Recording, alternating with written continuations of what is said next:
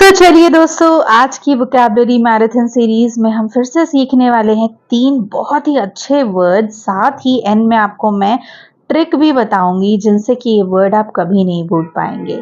पहला वर्ड है cumbersome. Cumbersome का मतलब होता है भारी। अब किस सेंस में भारी होने की बात हो रही है?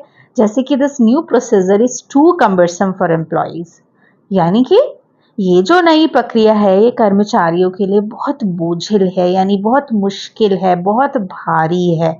इस सेंस में भारी की बात हो रही है, ध्यान रखिएगा। कंबरसन यानी कि भारी, कोई प्रोसीजर हो सकता है, कोई प्रक्रिया हो सकती है।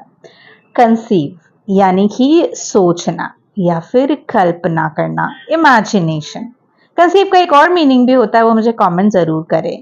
I can't conceive why he would do such a thing, यानी कि मैं कल्पना भी नहीं कर सकता कि वह ऐसा क्यों करेगा, यानी कि मैं सोच भी नहीं सकता कि वह ऐसा क्यों करेगा। And word number 3, कविट। कविट का मतलब होता है लालच करना, लालच करना। चलिए इसे सेंटेंस में देखते हैं कैसे बनाएंगे। She covets her neighbour's beautiful garden, यानी कि वो अपने पड़ोसी के सुंदर बगीचे की चाहत रखती है।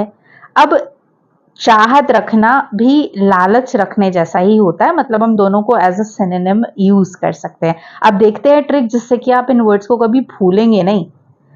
अब कम्बरसम को कैसे याद रखा जा सकता है? कम्बरसम से क्यूकम्बर थोड़ा सा रिलेट हो रहा है, तो आप क्यूकम्बर यानी खीरे से भरा बोरा अगर आपको दे दिया जाए, आप बोरा कहिए या बोरी कीजिए कहिए, तो वो भारी होगा ना, तो आप इस तरह से याद रख सकते हैं।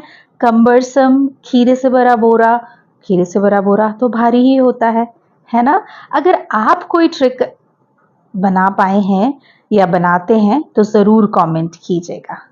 अब कविट को कैसे याद रखें? काव और वेट, कविट में ये दो वर्ड आपको थोड़े से रिलेट कर पा रहे होंगे आप। तो काव को चाहिए वेट, और वेट कौन होता है? जो जानवरों का डॉक्टर होता है, यानी कि काव जो है वो लालची हो रही है।